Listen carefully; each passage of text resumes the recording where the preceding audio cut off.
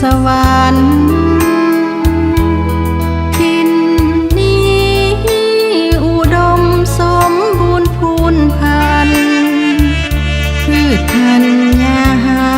รเข้าป่ายาฟ้าละหาน้ำนองเปลี่ยนอยู่ทุกกาลสมดังก้าวขานแห่งคนถิ่นไกลแต่น้ำบ่เคยท่วมบ้านนี้ใดอีกทงมากลายบ่เคยเสียหายจักทีละหาน้ำสมควรแก่พัฒนาและสัวสุดตาเข้าเขียวขจีคำแลงแสงทองส่องผิวนาทีเสบังอย่างนี้งามเหลือลำพัน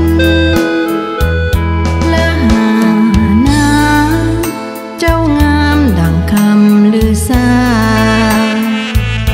พัทสิมาอาลามเสดสรรได้มาอุราคาสุดตื่นตันอยากปักหลักมันกับละหาน้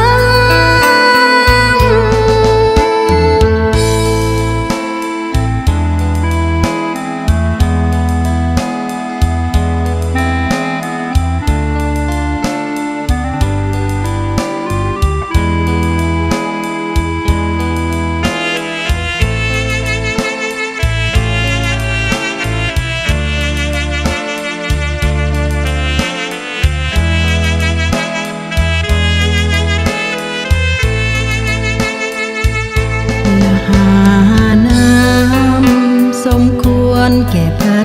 ฒนาและสัวสุดตาเข้าเขียวขจี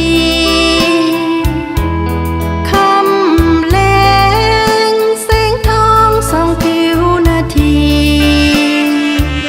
เสบังอย่างนี้งามเหลือลำพัน